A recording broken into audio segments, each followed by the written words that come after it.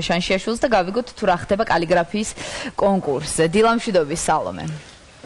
დილამშვიდობისა კიდევ ერთხელ მოგესალმებით ხელნაწერთა ეროვნული ცენტრიდან, სადაც ტარდება კონკურსი ქართული კალიგრაფია. ჩემს გვერდით იმყოფება კონკურსის ერთ-ერთი ორგანიზატორი ნესტან ბაგაური. კიდევ ერთხელ დილამშვიდობისა ნესტან. ნესტან, როგორი გამოხმაურება აქვს ამ კონკურსს? ჩვენდეს სიხარულოდ საზოგადოებაში ძალიან დიდი დაინტერესება გამოიწვია ამ კონკურსმა, ზოგადად დარგმა ქართულმა კალიგრაფიამ. მაგალითისთვის მოვიდა ყოველთვის კარგად ცნობილ ლიტერატურულ დაჯილდოებას აბას, რომელიც TBC ბანკის ორგანიზებით ტარდება. ამ კონკურსის საზოგადოების ყურამდე მისვლის შემდეგ TBC ბანკის მიერ ორგანიზებული ამ ლიტერატურული დაჯილდოების მემორიალური წიგნი ფორმდება არასტამბურად, არამედ ჩვენი გამარჯვებულები აფორმებენ ყოველ წელს ამ წიგნს. არის ძალიან დიდი მოთხოვნა ხელით შესრულებულ ლოცვანებზე, ფსალმუნებზე და ჩვენი კონკურსანტები კონკურსიდან კონკურსამდე ძალიან აქტიურად მუშაობენ სხვადასხვა მიმართულებით.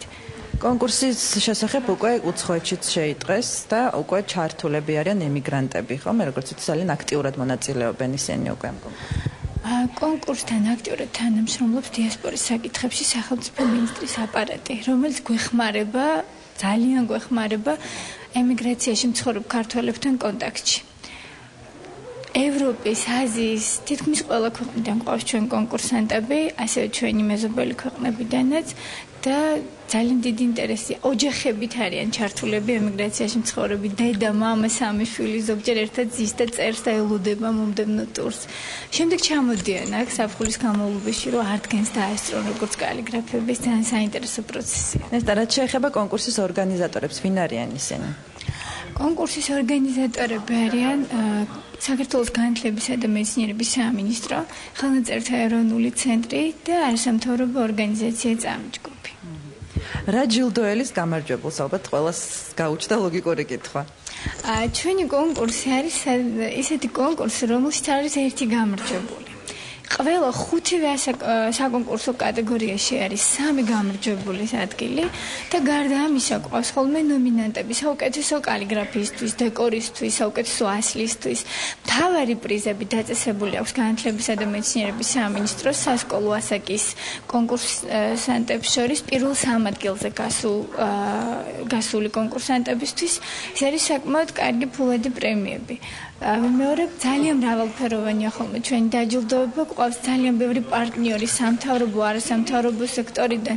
მაგალითისთვის შეიძლება მოვიტანოთ აფხაზეთის განათლებისა და კულტურის სამინისტრო, რომელიც ასევე ჩვენი ძველი პარტნიორია უკვე და ყოველთვის აწესებს პრიზს. ეს არის სამთავრობო, არასამთავრობო, კერძო სექტორი, ბანკები. თქვენ წარმოგიდგენთ, ჩვენ პარტნიორი იყო ვაკის საცურაო აუზიც კი, მათ დააწესეს პირველ წელს საკმაოდ კარგი პრიზი. ამისთვის ყველა ჩვენს პარტნიორს ვუხდით ძალიან დიდ მადლობას. როდის დასრულდება ეს კონკურსი და სად ჩატარდება დაჯილდოების ცერემონია? კონკურსი დასრულდება ტრადიციულად 30 ივნის ხელნაწერთა ეროვნული ცენტრის დაარსების დღეს.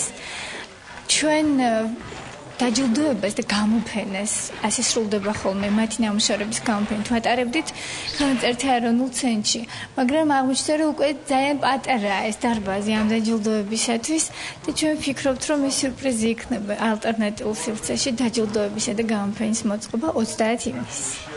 გისურვებთ წარმატებებს, აი ესეთ ნამდვილ ქართულ საქმეს აკეთებს ხელნაწერთა ეროვნული ცენტრი თავის პარტნიორებთან ერთად. ძალიან დიდი მადლობა ყურადღებისთვის, კარგად ბრძანდებოდეთ. ძალიან დიდი მადლობა სალომე შანშიაშვილს, ჩვენ კი დაგიბრუნდით.